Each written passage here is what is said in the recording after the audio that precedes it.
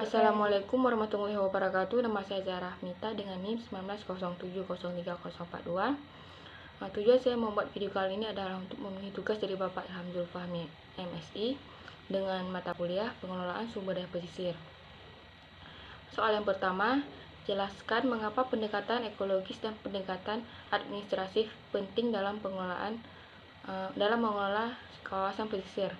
Dalam konteks pendekatan ekologis, wilayah pesisir didefinisikan sebagai kawasan daratan yang masih dipengaruhi oleh proses dan dinamika laut, seperti pasang surut, intrusi air laut, dan kawasan laut yang masih mendapat pengaruh dari proses dinamika daratan, seperti sedimentasi dan pencemaran. Sementara itu, pendekatan administrasi membatasi wilayah pesisir sebagai wilayah yang administrasi pemerintahan memiliki batas terluar hulu dari kecamatan atau kabupaten kota yang mempunyai laut. Yang kedua, kemiskinan masyarakat pesisir dipengaruhi oleh faktor budaya, struktural, dan faktor alam. Apa maksud ketiganya?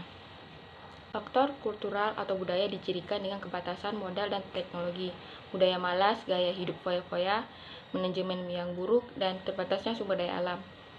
Secara struktural, kemiskinan lebih disebabkan pengaruh eksternal seperti tergusur dalam proses pembangunan, sebagaimana yang dialami masyarakat nelayan yang umumnya berdomisili di daerah pesisir pantai.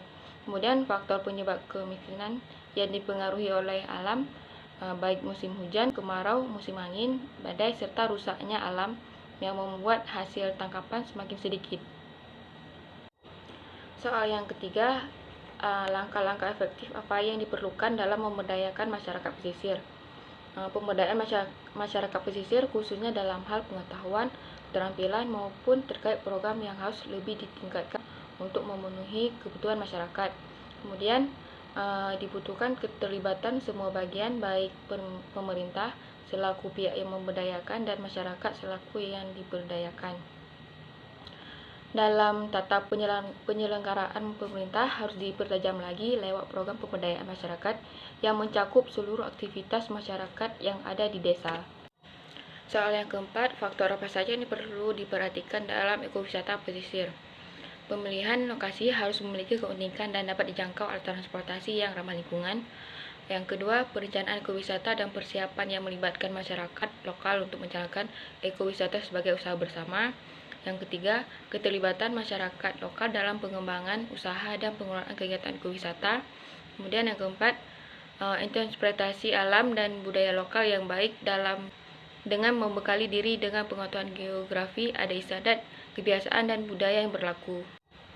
Soal yang kelima, apakah tradisi berburu paus tidak melanggar kaidah konservasi perairan pesisir?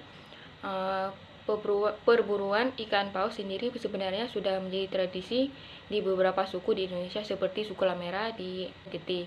Sebenarnya tradisi berburu paus ini adalah melanggar kaidah konservasi perairan karena paus berperan salah satunya adalah untuk menjaga kelestarian satwa laut.